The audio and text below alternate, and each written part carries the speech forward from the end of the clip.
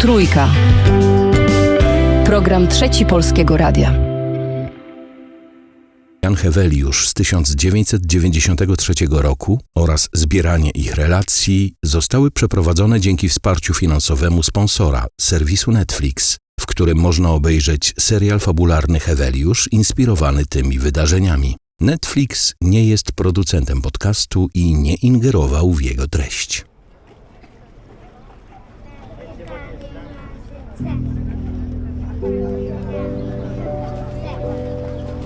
Wśród 56 ofiar katastrofy promu Jan Heweliusz było wielu kierowców ciężarówek. Nocą z 13 na 14 stycznia 1993 roku płynęli do Istad. Zginęli wszyscy pasażerowie, w tym 7 Szwedów.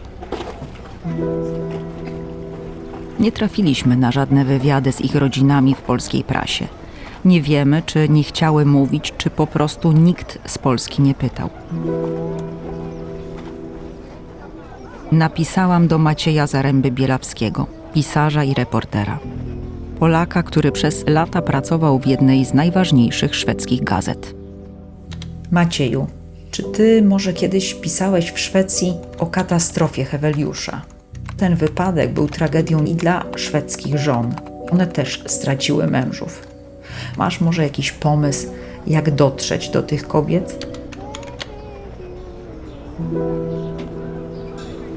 Milczeć można na wiele sposobów. Gdy nikt nie pyta, milczy się inaczej. Maciej śledził dla nas tropy prowadzące do szwedzkich rodzin ofiar katastrofy Heweliusza.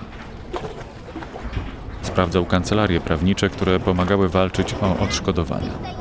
Dzwonił do tych, którzy mogli mieć choćby skrawek informacji. Sprawdziłem szybciutko w archiwach prasowych. No i jest Laila Carlson, wdowa po kierowcy w Carlsonie, 3 dzieci.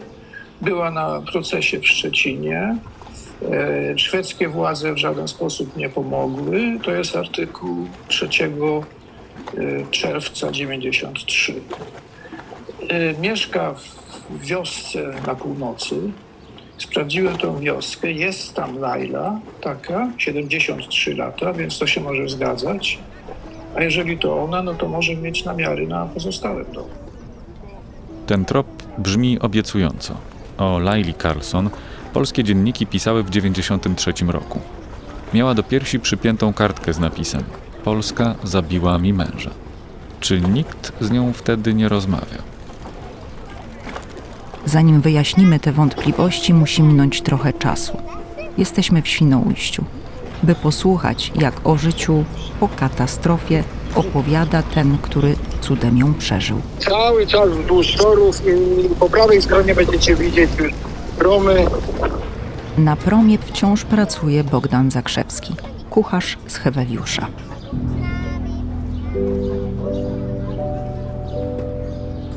Ten człowiek od 12 000 dni wykonuje tę samą pracę, która prawie kosztowała go życie. Powrót na statek po katastrofie nie mógł być łatwy.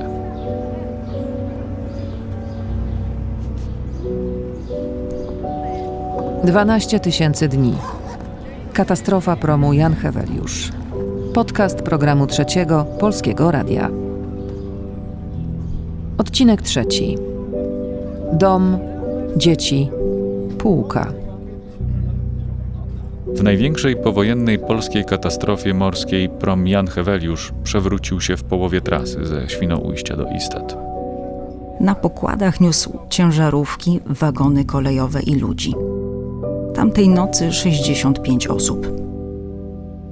Przeżyło 9. Nie chcieliśmy badać przyczyn tej katastrofy. Przez ostatnie miesiące rozmawialiśmy z ludźmi, którzy nie byli wysłuchani. Szukaliśmy też tych, którym nie pozwalano mówić, i tych, o których zapomniano.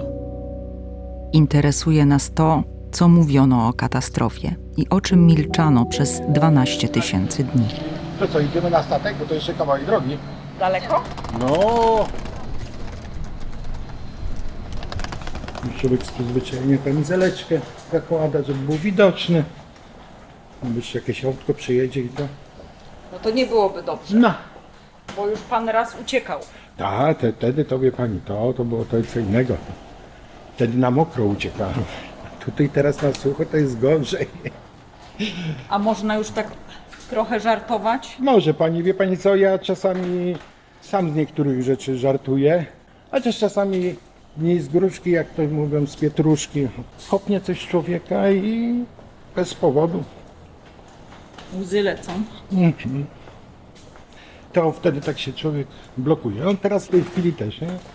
Niby z uśmiechem, ale czasami mówię jedno słowo, bez żadnego związku, bez niczego, a to jednak się przypomni. No ale żeby to tak gnębiło tyle lat. No, nie wiem. A pani głodna jest? Ona trochę głodna. No dobrze. To coś Bogdan Zakrzewski, kucharz z Heweliusza, każdy smutek rozbraja żartem. kurczaczka pieczonego zagrzać i już. Ziemniaczki Kontaktujemy się pozwolę. też z Jerzym To Petrukiem. ja pójdę pierwszy. Zaprasza nas do swojego domu. To ostatni żywy rozbitek wyciągnięty na pokład śmigłowca o 9:05. 12 000 dni temu razem z Bogdanem Zakrzewskim, kucharzem, czekali na ratunek. Obaj stracili w katastrofie kolegów. Sami cudem uszli z życiem. Bogdan Zakrzewski do dziś pracuje na promach. Ma dzwonka? Jerzy Petruk ostatecznie porzucił morze. Dzień dobry. Dzień dobry. Samochodu nie widzę. Tam zaparkowaliśmy trochę dalej. Mieszkają tu Państwo długo? 32 lata. W sierpniu w roku katastrofy żeśmy się prowadzili. W sierpniu w roku katastrofy. Ostrożnie tutaj na schodach. Dobra. I pod nogi patrzeć, bo piesek jest tutaj i A. może być niespodzianka. To ile lat tego pływania było? Bym musiał po statkach policzyć mniej więcej, ale około, nie wiem, 8 lat. 8 lat do 14 stycznia 1993 roku. I potem jeszcze 2 lata. Tak. Jerzy Petruk dzieli życie na czas przed katastrofą i czas po. I potem koniec. Potem stwierdziłem, że szkoda zdrowia. Nie ciągnęło Pana na morze? Nigdy? Potem? Już? Szczerze. Zimą nieraz ciągnęło. Powrót po katastrofie do starego życia nie był możliwy. Każdy z marynarzy musiał znaleźć sobie nową drogę i własny sposób mówienia o wypadku. A kto w tym domu więcej mówi? Pan czy żona? No ja staram się nie mówić w ogóle. W każdym domu kobieta ma większy głos niż mężczyzna. Co? A u was jak jest? No dziewczyny? Kto tu więcej mówi w tym domu i gada? Nie słychać? Jeszcze nie. Ja. No ktoś musi mówić. No. Też musi. Jeżeli mąż nie mówi, to ja mówię.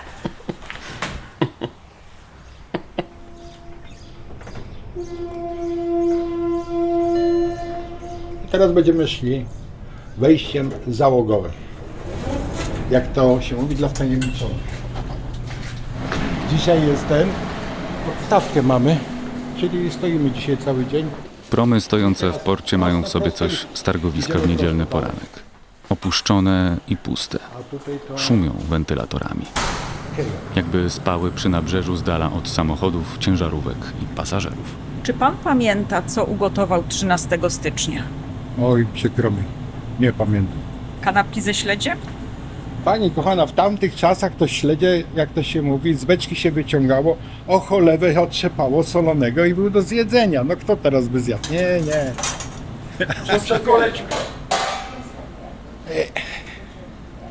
I człowiek dalej pracuje. No właśnie, to jest...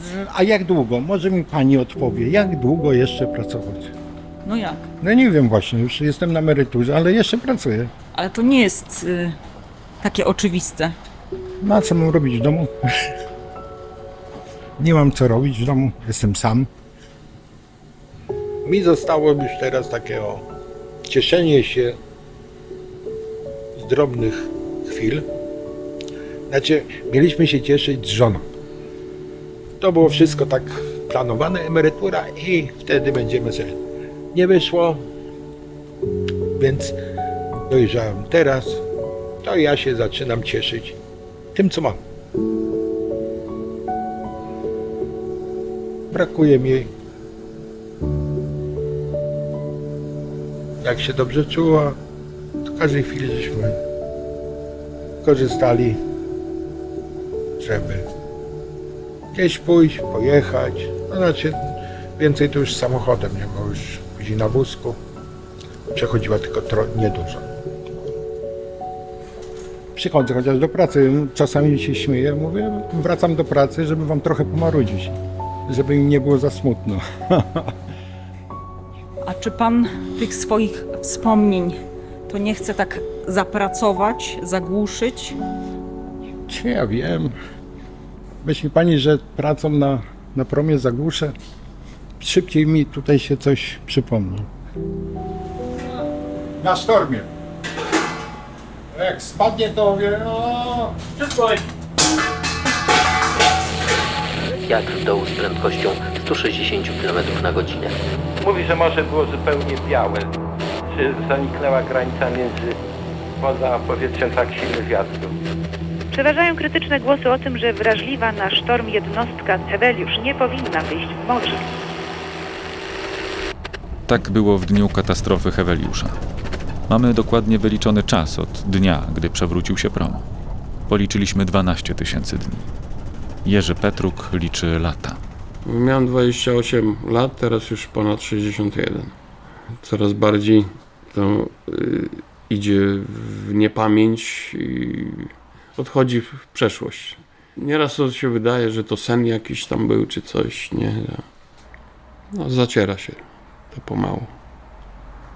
A miał pan kiedyś taką myśl, dlaczego ja zostałem, a oni zginęli?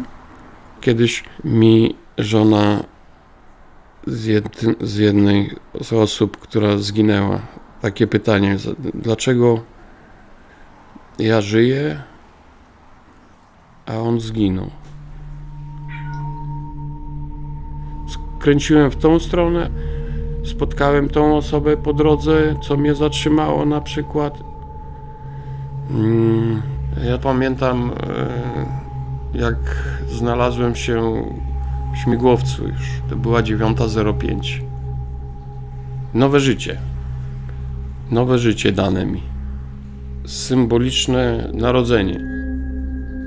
No to wtedy można było pomyśleć, żeby ten nowy etap bardziej właśnie rodzinie poświęcić.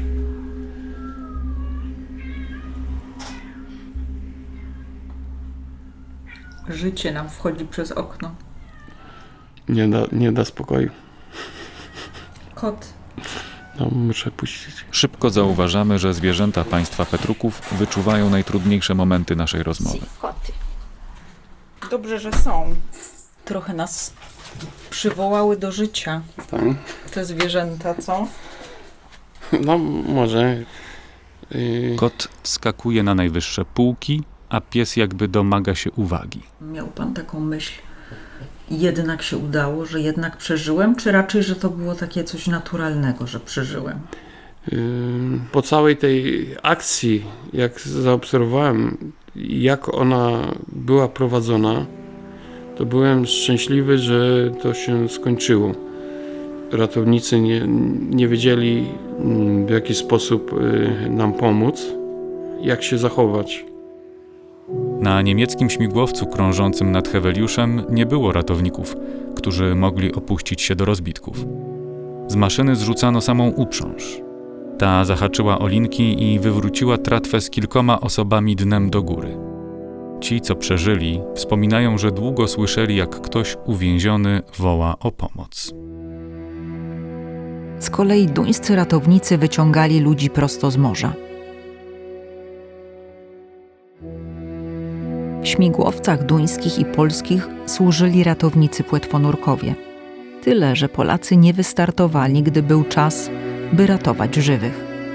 Żal za błędy, poczucie winy i wdzięczność za uratowanie życia mieszają się w opowieściach ocalonych. No, mam taki żal, że nie dopuszczono więcej duńskich śmigłowców albo polskich i być może tych osób więcej by się uratowało. dziękuję za to, że uratowali mnie, ale no, skoro po godzinie byliśmy w szpitalu, to przecież można było uratować więcej osób. Po godzinie czasu, po 2 nawet, ten kierowca, który był u nas, to on żył jeszcze. I potem szokiem był pobyt w szpitalu, gdzie całe piętro zostało opróżnione dla rozbitków, a tam nas była garstka tylko i to najbardziej boli. No, kilka razy na Izbie Morskiej wyjechałem, no brzydko powiedziałem, na ratowników. Ja wiem, gdzie wy byliście. Polacy. Tak. Stali w bazie, w Darłowie, na Oksywiu. No i na drugi dzień, jak już było widno, to Polacy pod zwłoki tylko polecieli. Później medale, premie. Czytałem opracowanie, że Niemcy nie pozwolili polskim ratownikiem przylecieć, bo oni stwierdzili, że oni sobie sami dadzą radę. No ale sobie nie poradzili. Oni mnie też uratowali, zwłaszcza na statku ratowniczym. No ale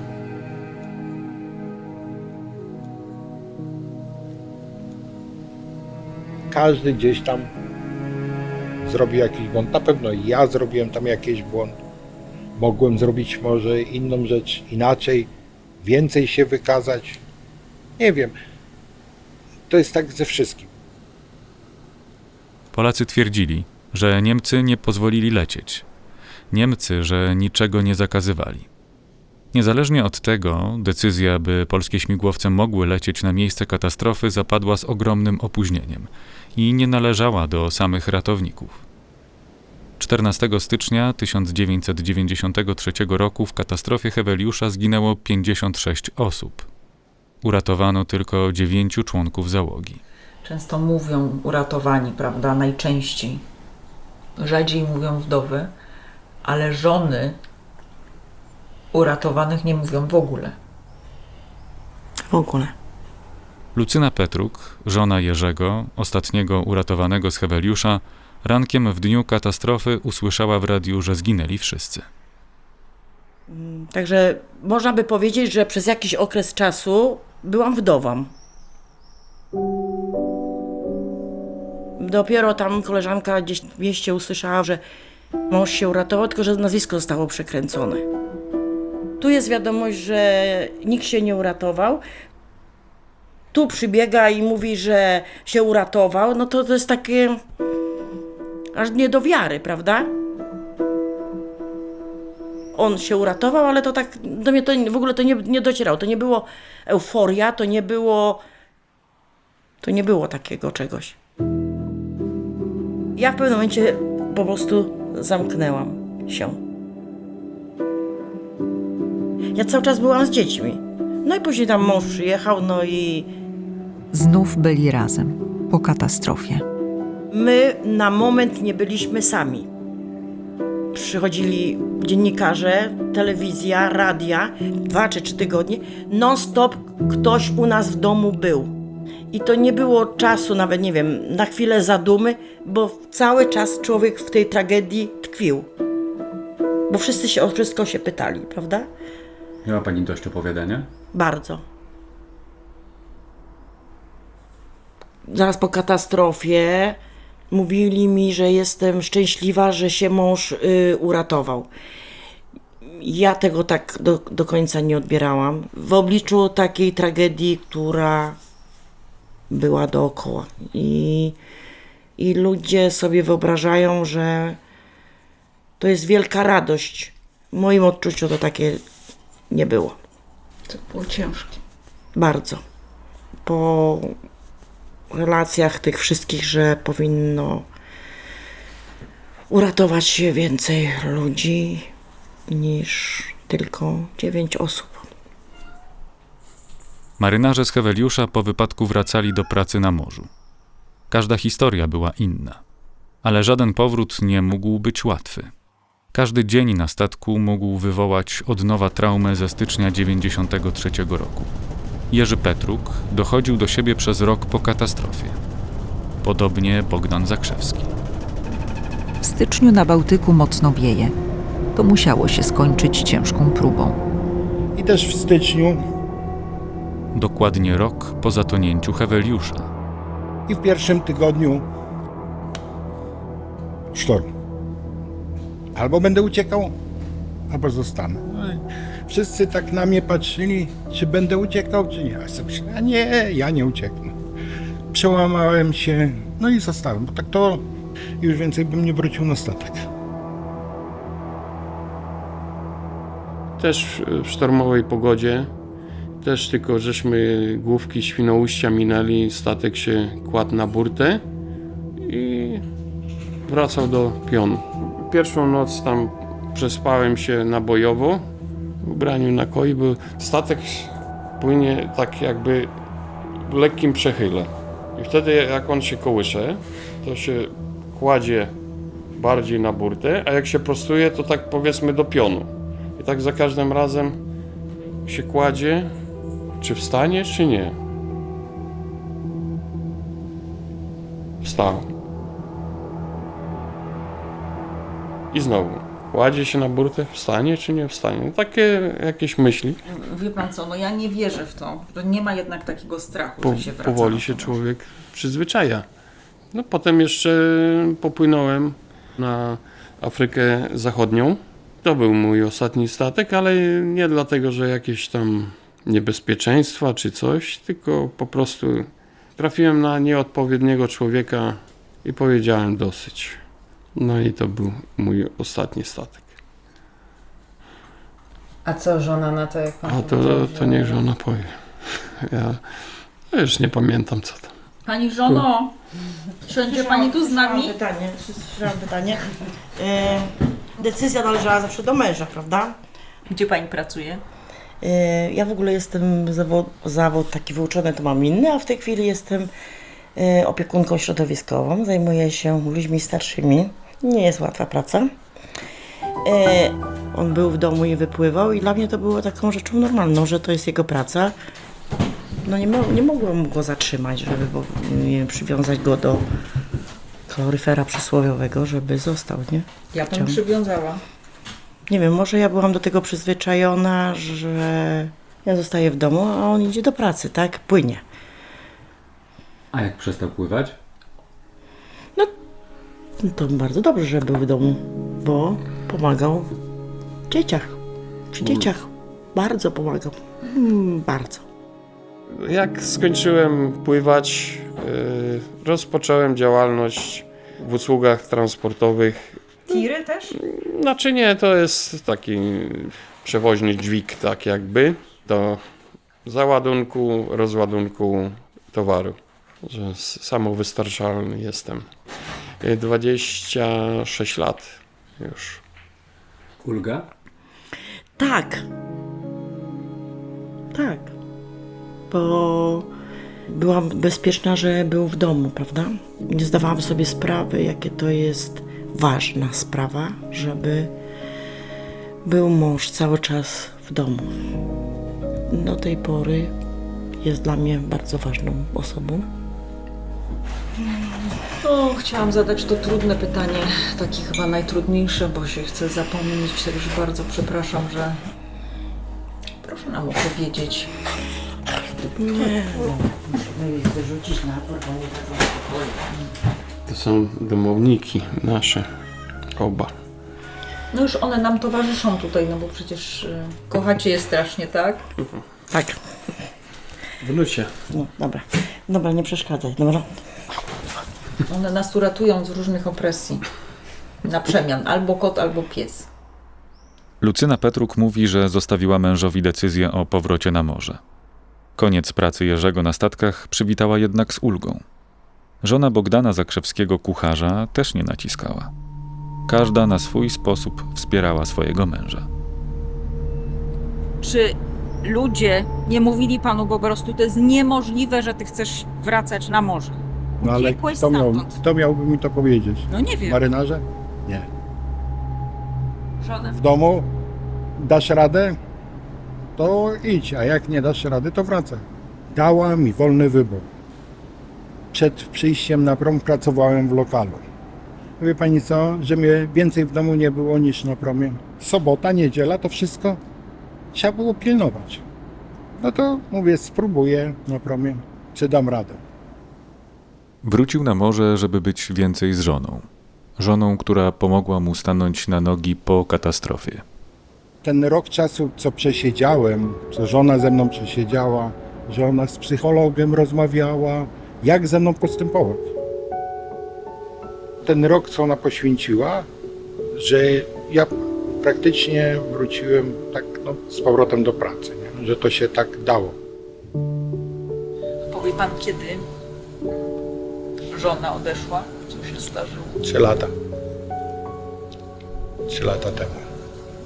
Ostatnie lata to myśmy, też mógł już taki żart, uprawialiśmy turystykę krajową, medyczną. Od szpitala do szpitala. Czy to było tak, że żona się panem opiekowała po wypadku, a potem pan żoną? Ona się mną opiekowała, a ja, można tak powiedzieć, opiekowałem się, ale dla mnie to normalne. Jak żona miała na imię? Mirosława. Mirka.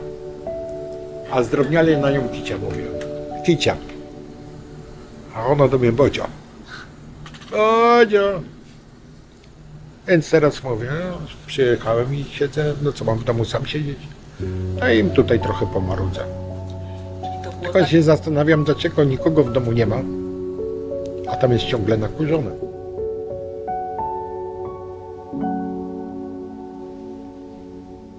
Bogdan Zakrzewski w naszej rozmowie często wraca myślami do żony. Opowiada, jak za nią tęskni. Jerzy i Lucyna porozumiewają się bez słów. Szklanki do tego tam sobie. Z czym ten sok? Co to jest? Proszę zgadnąć. Bez? Tak, brawo. Katastrofa was jeszcze bardziej zbliżyła do siebie? My cały czas byli blisko. Ja wiem, a ty się do mnie zbliżyłeś? Musi pan odpowiadać. Lucyna mówi za nas. Za nas, Ja nie muszę nic dodawać. No i to o czym świadczy, że jesteśmy tyle lat razem. W doli i niedoli. W doli i niedoli. I w jakiś sposób się wspieramy, prawda? Uzupełniamy się. Takie właśnie trudne momenty. Co mamy zrobić w danym... Co konkretnie trzeba zrobić? Jesteśmy... Nasze przeżycia to nas tak ukształtowało, że my jesteśmy tacy zadaniowi, że jeżeli coś się dzieje, wiadomo, niedobrego, różnie ludzie reagują, prawda? Jedni płaczą, nie wiem, poddają się, a my, u nas działa taka adrenalina. Najważniejsze, że zadanie wykonane. Zadanie wykonane, wracamy do normalności. Mówią, że zapominają, że nie chcą już wracać, ale ciało pamięta. Psychika zamknęła to, że była tragedia. Mąż w ogóle jeździł na rocznicę tam do Szczecina i była rocznica, no i mąż mówi, no to chodź pojedziemy. Ja tak za bardzo nie chciałam jechać. Mówię, no dobra, pojadę. Na cmentarzu, 4:30. 4:30.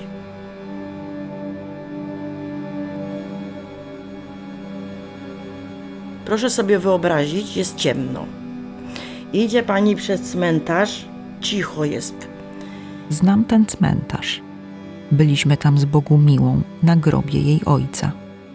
W ciszy idzie pani aleją. Proszę sobie wyobrazić, jest ciemno. I słyszy pani głos puszczony z megafonu kapitana Łasiewicza.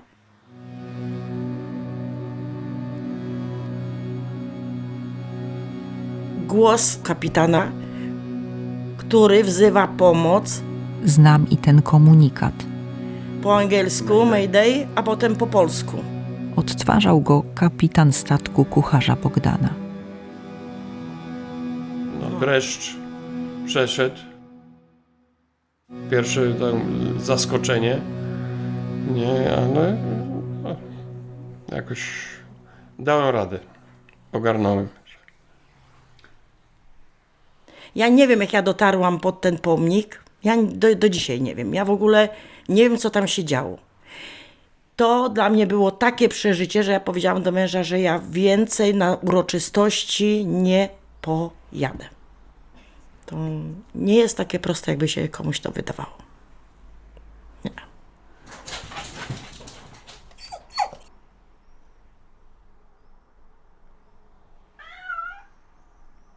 Przeżyć z dnia katastrofy nic nie wymarzy. Nawet 12 000 dni. Czasem przywróci je krzyk z megafonu na ciemnym cmentarzu, czasem skok do zimnej wody. Są dni, że nie wracają te myśli, a przyjdzie moment, nie wiadomo skąd, dlaczego i już się wraca. Ale do basenu wejdę, chociaż na kursie ratowniczym. Teraz ostatnio mnie zmusili. No, wiemy, że pan jest z Heweliusza, ale dobra. Ale oni robili na Oksywiu takie bardzo zbliżone, że robili fale, głęboki basen, pryskali w twarz, żeby tak bardziej naturalnie. No, założyłem kombinezon, nawet z trampolinu skoczyłem, ale już do tratwy. W jednym momencie jak kazali do drabinki, żeby wyjść i ta grupa już taka, tak mnie zaczęło dusić. Wyszedłem, powiedziałem, zdjąłem ten kombinezon, mówię, możecie mi nie zaliczyć, ja już mam gdzieś. Nie, idź pan do domu, już pan ma zaliczony. Spróbowałem się sam przełamać i tak dużo się przełamałem. I to wszystko.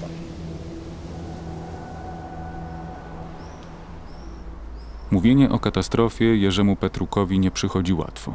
Wytrwale jednak wraca do kolejnych wątków swojej opowieści. Żyję, więc mam jakiś tam dług może, żeby opowiadać o tym, chociaż tyle z mojej strony mogę zrobić.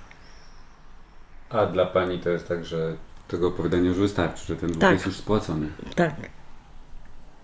I tak jakby odpowiadam też za męża, że wiem, że on jest zmęczony, ale co tam masz w tej głowie, o czym myślisz? Że jesteś zmęczony czy nie? No teraz żartujemy, nie? Ale tak jakby też jego chronię, żeby zapomniał trochę o tym. Może tak, Wiem, że tego się nie da wymazać, tej tragedii. Dzieci, jak pytają, rozmawiać o tym z Nie. dziećmi? Nasze dzieci dopiero historię całą męża poznały jakieś parę lat temu dopiero. A są dorosłe. Wy wychodzicie i my o tym nie rozmawiamy. Wierzcie, to nie ma tematu. A powinno się? Ja uważam, że nie. Ja uważam, że tak.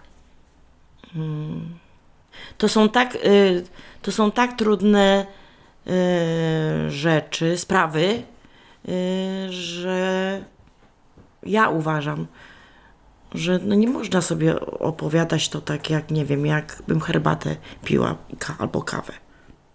To jest ludzka tragedia. Małżeństwo Petruków nie chce rozmawiać. Niepisanej i niewypowiedzianej umowy pilnują zwierzęta.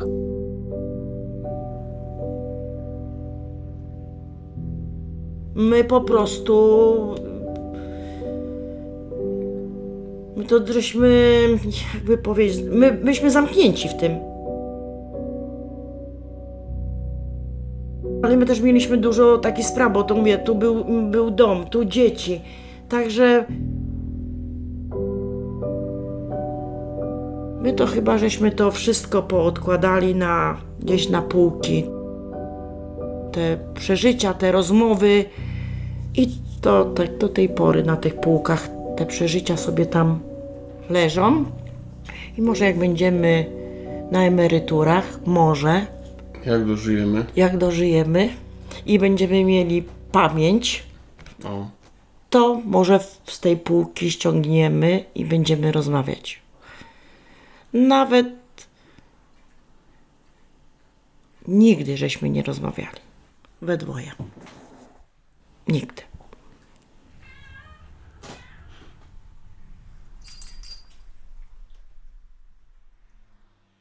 Od małżeństwa Petruków wychodzimy z poczuciem, że naruszyliśmy ich spokój. Zaburzyliśmy codzienność. Milczeć można na wiele sposobów. A my wciąż szukamy tych, którzy milczą dlatego, że nikt ich nie zapytał. Kolejna wiadomość od polskiego pisarza i dziennikarza od dekad mieszkającego w Szwecji czeka już na nas w mailowej skrzynce. Maciej po dokładnych poszukiwaniach zdobył numer telefonu do córki szwedzkiej wdowy. To o niej Dziennik Bałtycki 32 lata temu pisał, że w czasie procesu trzymała kartkę z napisem „Polska zabiła mi męża”. Nie wiemy, czy zechce z nami rozmawiać.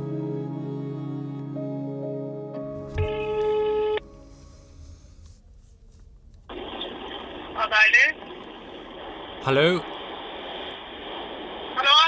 Hello, I'm from Polish Public Radio. Is it... Rozłączyła się. Okej.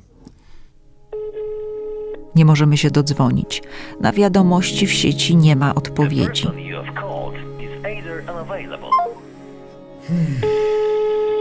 I w końcu... Hello, is this Aili Carlson? Po krótkim wyjaśnieniu już się nie rozłącza. To dobry znak. Pytamy, czy jest córką kierowcy, ofiary z Heweliusza i wdowy, która jeździła do polskich izb morskich ustalających przyczyny zatonięcia promu. Swedish ones, for example, are almost completely missing, and we believe they deserve to be heard too. And that's why I'm reaching out to you to ask, are you by any chance the daughter of Bo Carlson and Laila Carlson? Yes, I am. Udziela krótkich, rzeczowych odpowiedzi. A my wiemy coś nowego. Nigdy nie uda nam się dotrzeć do wszystkich milczących. I don't know how much help I can be. I was only 11 when the accident happened, and my mother passed away a year and a half ago. Laila Carlson zmarła 1,5 roku temu. Jej córka w dniu wypadku miała 11 lat. Czy przypomni sobie cokolwiek sprzed 12 000 dni? Czy może wybierze milczenie? Perhaps. I can't promise anything, but maybe. -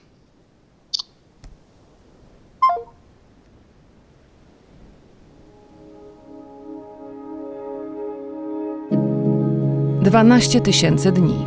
Katastrofa promu Jan Heweliusz. Podcast programu Trzeciego Polskiego Radia. W odcinku 3 wysłuchaliśmy Lucyny Petruk, Jerzego Petruka, Bogdana Zakrzewskiego, Macieja Zaręby-Bielawskiego i Aili Carlson. Podcast przygotowali Anna Dudzińska i Michał Matus przy współpracy Zuzanny Olbińskiej. Muzyka Mariusz Ostański. Realizacja dźwięku Michał Czajkowski. Konsultacja Bartosz Panek. Wykorzystano archiwa Polskiego Radia.